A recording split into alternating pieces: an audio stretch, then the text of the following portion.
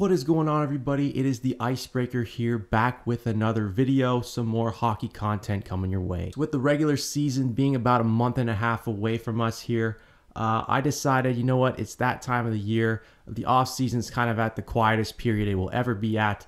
So without further ado, here are my divisional standings predictions from every single division in the NHL. Let's get right into it. We're going to kick things off with the Pacific Division, a division that at one point was deemed among the weakest in the NHL, if not the weakest in the NHL. Clearly no longer the case. There's a lot of really good teams, but obviously there's a couple of teams that are not so great. We're going to rank these teams 8 through 1, worst team in the Pacific to the best team in the Pacific.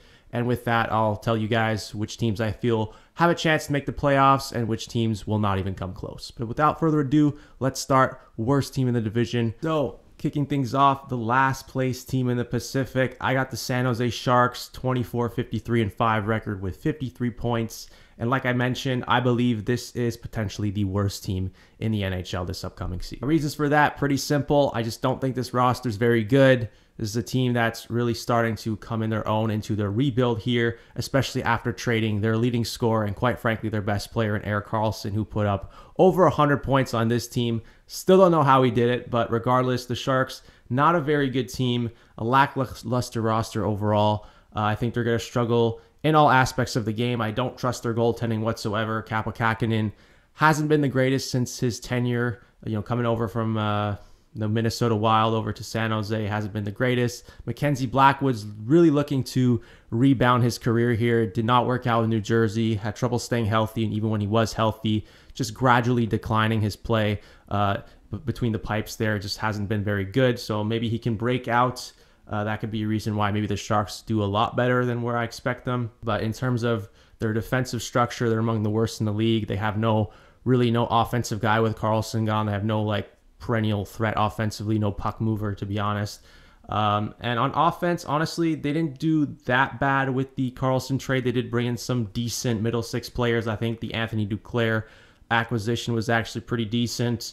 Granlund does have that bounce back potential. I know he has had a rough stretch, for most of his career with Nashville, and obviously coming over from Pittsburgh wasn't particularly good, but I still think maybe in a Shark system, having maybe an elevated role, definitely be playing in the top 6, in my opinion. He should definitely produce a little bit more, I would think. And also Mike Hoffman coming over. He's a little bit on the tail end of his career, but he's still a serviceable middle 6 winger. But overall, this roster isn't good enough. Like I mentioned, this is the early stages of a rebuild for their Sharks team since Mike Grier took over. They're really going to rely maybe more on some of their younger prospects coming up. The William Eklunds, the Will Smiths, the Thomas Bordelots of the world. Those are the guys.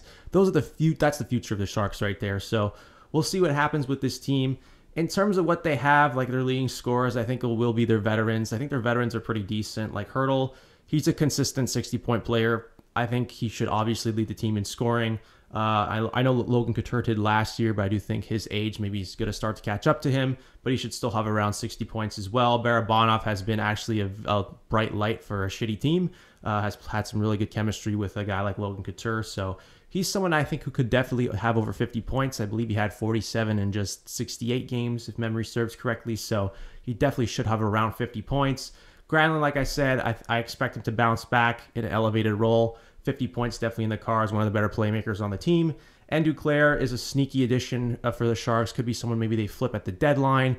He's definitely a guy who should have around half a point a game. So I think offensively, on paper, I think they've improved, but they're not going to score that many goals than they did last season. It might even be hard for them to score nearly as many because there's no 100-point player on their team anymore. Like Erik Karlsson had an unbelievable season. So the offense likely isn't going to be that much improved, if at all. And defensively and in goal, they're among the worst in the league. So for that reason, I don't see the Sharks really making any sort of noise anytime soon in the NHL. And that's why I believe they're the worst team in the Pacific and, quite frankly, the worst team in the National Hockey League. Coming in at number 7 in the Pacific Division, I got the Anaheim Ducks. I think they're going to be gradually better than they were last season, slightly better. But still, I still believe they're probably in the bottom 5 area of the NHL. So the Anaheim Ducks, I got them winning 30 games, 43 losses, 9 overtime losses for 69 points. Again, they were the worst team in the league last season. I don't think they're going to be nearly as bad, but for a team that's still rebuilding, building around their young players, there's a lot of growing pains there still. and there's still some glaring holes in that roster overall. So I definitely do expect them to struggle a little bit, but this is still a very exciting young team with a lot of great talent up and coming. You look at the names on offense, there's a lot of exciting young talent there. The obvious one is Trevor Zegras. I have him leading the team in scoring. One of the better playmakers, I think, on the team. Obviously the best playmaker on the team, like I said. He's a decent goal scorer. I don't think he's ever going to be like a 30-plus goal guy, but if he hovers around 25 to 30 for most of his career, he should hover around a point per game in the prime of his career. But as of right now, the Ducks are still developing, and I think he'll still should be, roughly in the 70-75 point range. I think that's very reasonable, respectable, prediction for him. Troy Terry's another guy who had a really good season. When he was healthy, was near a point per game. I'm not sure if he sustains that production because I do believe Zegras will lead the team in scoring, but he should definitely be someone who gets around 30 goals and over 70 points, in my opinion. Have a big breakout season for Mason McTavish, coming off a really good rookie season. He had over 45 points, I believe, so I think he can hit about 60, push for 30 goals. A guy they signed the offseason, Alex Killorn, not really a huge fan of the long-term investment in a guy who's over 30 years old, but he's coming off a great season in Tampa Bay. I don't think his numbers are going to be quite as good as they were with the Lightning because of the talent he was surrounded with, but still with the Ducks, I still think he's a very solid second liner at the very least, should hover around 50 points. I think that's a no-brainer. And Jamie Drysdale is a huge breakout candidate for me. I think he's going to really lead that blue line offensively. I think maybe he could push Cam Fowler out of the top power play unit and him taking it over. And, he's coming off a really bad season where he was injured. Didn't get in a lot of games, wasn't very effective in those games anyway. So I think this is a huge opportunity for him to really show that he could be one of the better young defensemen in the NHL if he isn't already. Overall, I do like the additions they made, just added veteran presence to make this Ducks team a little bit better, more steady, more mature hockey club. But overall, this is still not a very good team. I still have questions about their defense. The goaltending situation, John Gibson, not sure if he's going to be traded or not. It seems like he doesn't want to be there anymore, so we'll see on that front. But I do like Lucas Dostal as well as a future #1 goalie, so they're going to build with this core, continue to improve year by year, but as of right now, nowhere close to a playoff team in my opinion, and that's why I have them 7th in the Pacific. So now moving things up a tier, like I said, the Sharks and Ducks are not teams that I expect to be anywhere close to a playoff team, but from this point on, I do think this next team will be in the playoff race, but ultimately, I'm not exactly sure where this group is going moving forward. So with that said, 6th in the Pacific, I'm going with the Calgary Flames. I actually have them having a worse season than last year, 38, 35, and 9 for 85 points. That would be 10th in the West, 21st in the NHL. I'm just not a fan of where this team is going. Like I mentioned, trading their leading scorer in Tyler Toffoli obviously hurts that team tremendously. Now maybe firing, Daryl Sutter could maybe, ignite this team a little bit more offensively, be a little bit more consistent. But overall, there's a lot of guys on this team. Their futures are kind of in question. We don't know if the likes of Noah Hannafin or Michael Backlund or Elias Lindholm want to re-sign there. It seems like none of them are really interested in staying in Calgary, which is a huge shame for guys like Huberdeau and Kadri who just are starting long-term deals with that team. And for a team that right now seems to be stuck in no man's land, this is just a recipe for failure, and I'm honestly very sorry for Flames fans at this moment. I think because of how weak the West has gotten over these last couple of years, there still is that possibility that the Calgary Flames could have a massive bounce-back season and get themselves back into the playoffs, but I'm just not quite sure. I don't think they're a particularly great offensive team. I don't think they're bad, but they're not a great offensive team. Their offense is not going to carry them into the playoffs by any means. Jacob Markstrom was absolutely pathetic last year. Honestly, I'm quite surprised how bad he was because I was very sold on him being like one of the better goalies in the league. I mean, he proved that the year before. He had a very solid stretch with Vancouver, and this past season was just not his year. And maybe he can bounce back, and if he bounces back and pushes them into the playoffs potentially, but still not sold on them. Like it could come down to some of their younger guys, Igor Sharangovich, who they acquired from the Devils. Maybe has to have a breakout season to keep the Flames offense a little bit more relevant than it was. A guy like Jacob Pelletier, I think it's his time to finally shine. He's a bit of an older prospect. I think it's time for him to show that he is capable of being a full-time NHLer, maybe even a full-time top 6 player in the league. We'll see what happens with them, but overall, not a huge fan of their offense. It's going to come down to a lot of those guys. I am predicting, however, Jonathan Huberdeau to have a bounce-back season. I don't think it'll be nearly as bad as he was last year, but to replicate 115 points he had the year before in Florida, I don't see that happening either, but I do think he could hover around a point per game. I think he's just too talented offensively to have only a 55-point season, which is absolutely ridiculous for him. So I think about 80 points is a fair estimation of how he could bounce back, maybe 70, 75. I still expect him to be one of the better wingers in the NHL, at least get back to somewhat of what he once was with the Panthers. Lindholm's a guy, probably should have a bounce back season in terms of his goal scoring. I think he's capable of scoring north of 30 goals like he did the previous year. I believe he had over 40, but yeah, I think 35, 75 points is about right for him. Kadri, not going to be the player he was in Colorado, but he probably should hover around 60 points. I still think he's a very talented number 2 center. Anderson, one of the better defensemen in the league on both sides of the puck, and offensively took a step forward this past season. I expect that to be about the same. He should hover around 50, 55 points.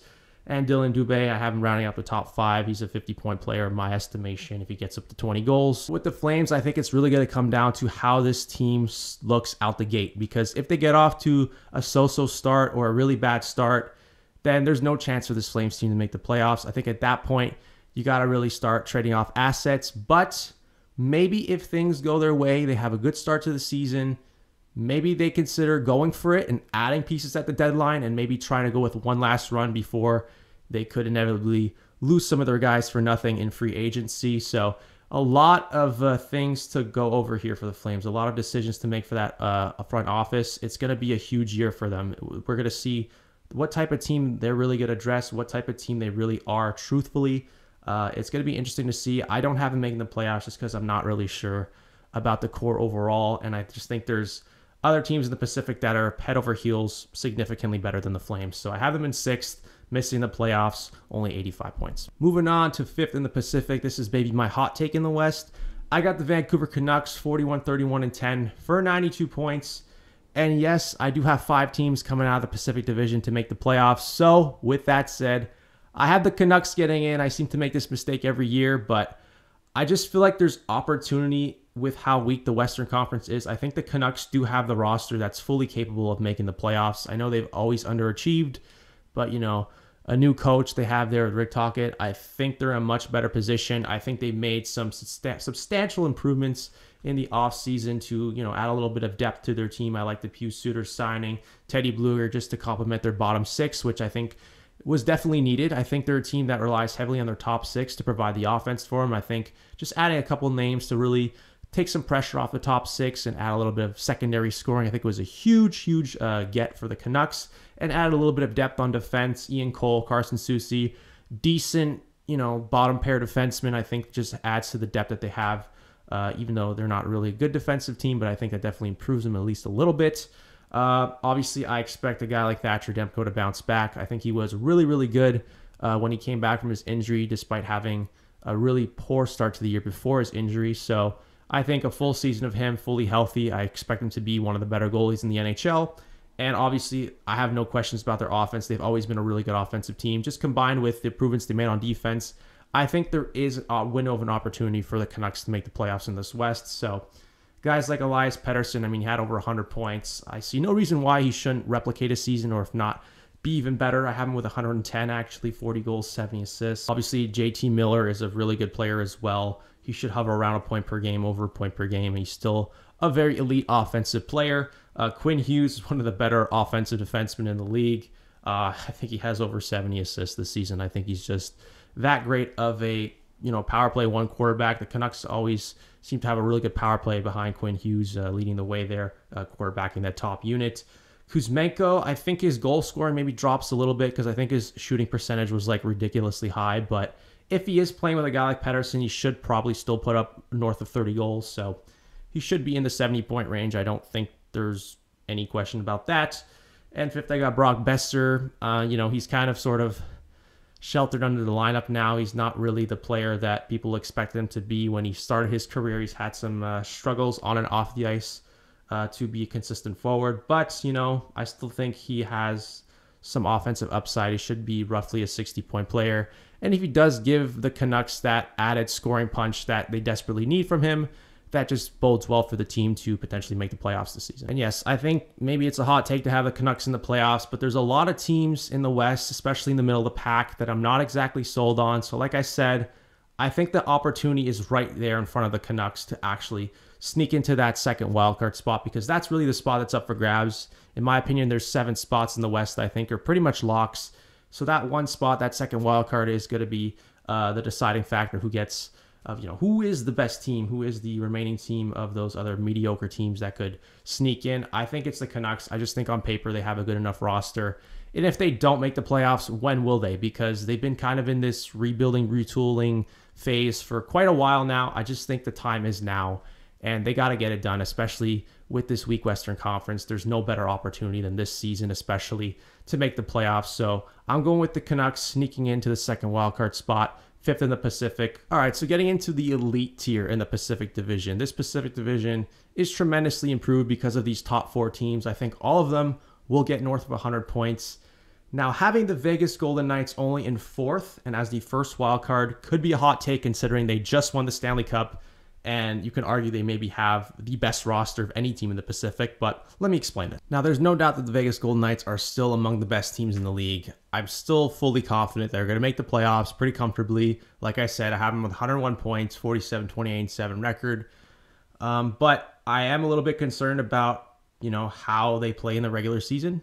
Maybe they take their foot off the gas a bit, having just won the Stanley Cup. And it doesn't help that they kind of got significantly weaker this offseason. They lost some depth in goal with Lauren Brossoit. Teddy Bluger's a kind of a tough loss to their bottom 6. Riley Smith's their biggest loss, obviously, was a huge pivotal part in winning that Stanley Cup. A huge compliment to their top 6 that's no longer there.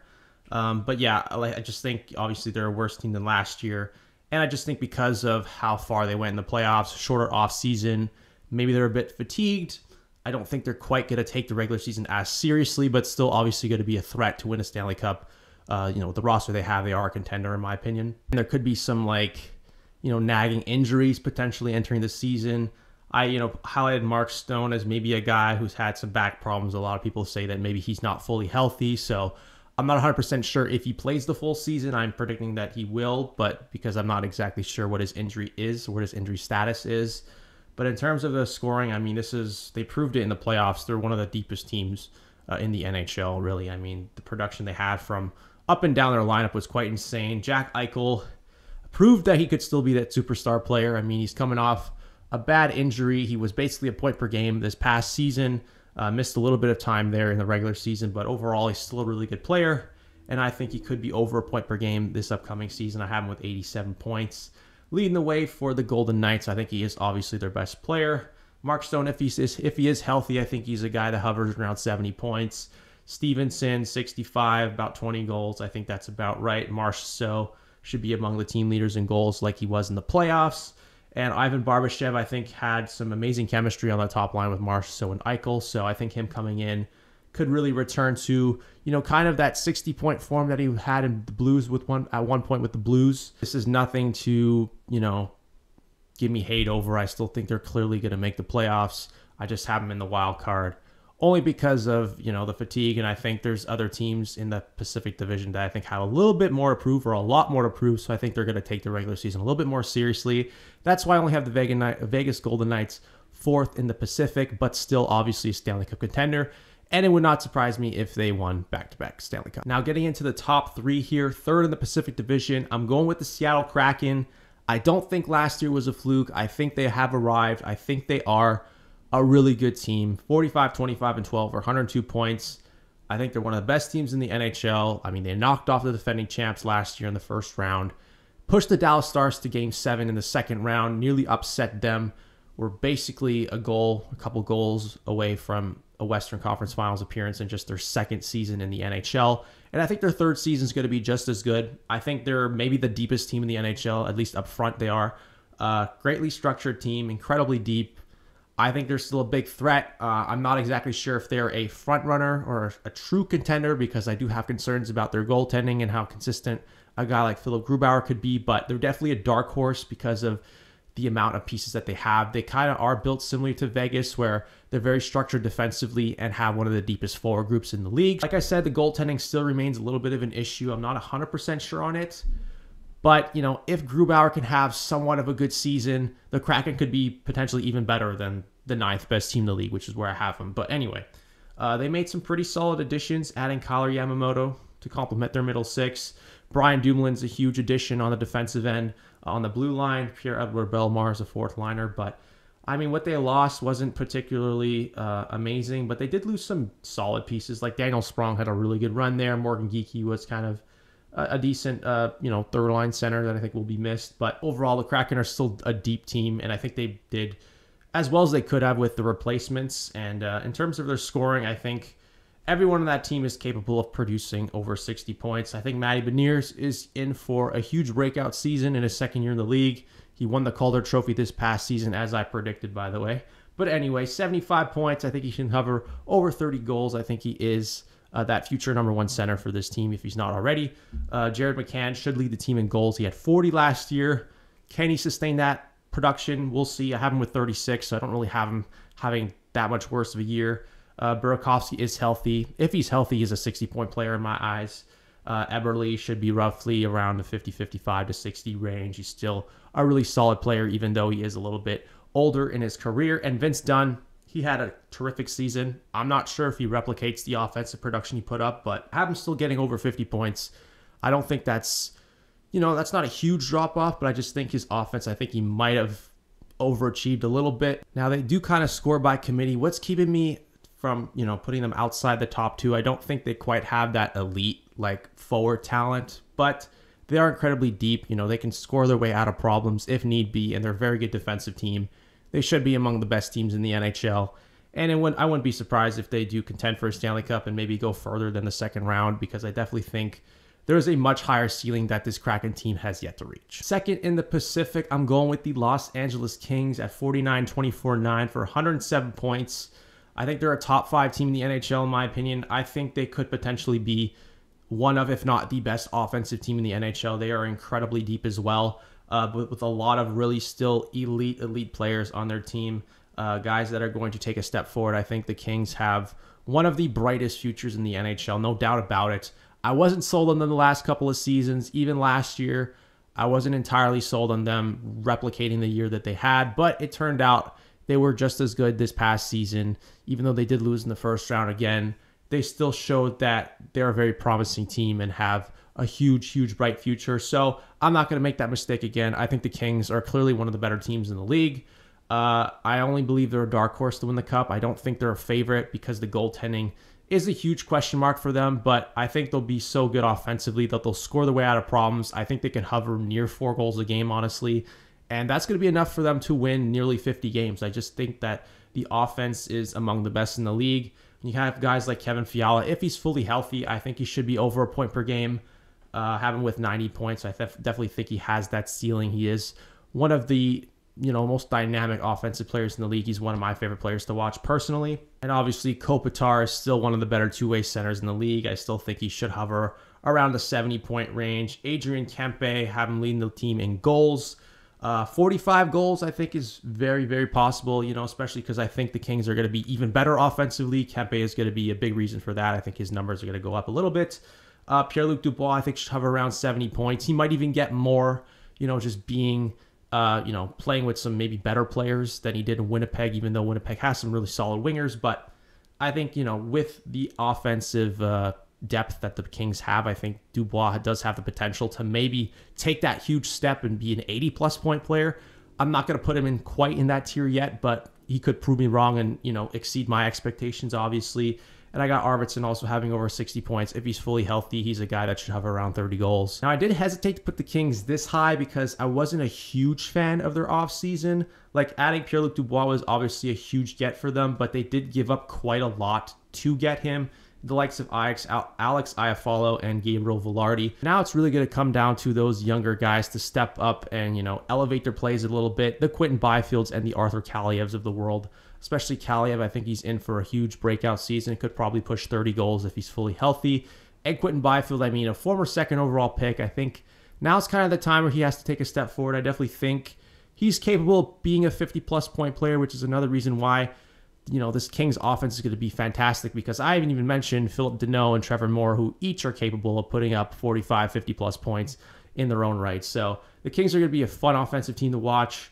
I do think their goaltending took a step back. Cam Talbot, in my opinion, is a clear downgrade over Jonas Korpisalo, so I'm not sure with him, Phoenix Copley, David Riddick, that's not the greatest, three goalie tandem for the Kings. I think there's going to be some struggles there unless Cam Talbot has a huge bounce back season because he wasn't particularly good with Ottawa. On paper, they possibly took a step back, but I still think that the team is so deep offensively, like I mentioned before. It shouldn't really matter. They're going to score their way out of their problems, and I think they'll be a top-tier team in the Pacific Division and a top-5 team in the National Hockey League. And with that, first in the Pacific, winning the division, I got the Edmonton Oilers with 111 points, 53-24-5 record. Again, fourth in the NHL, second in the West. I think they're too big of an offensive juggernaut to not be one of the better teams in the National Hockey League, especially in this weaker Western Conference.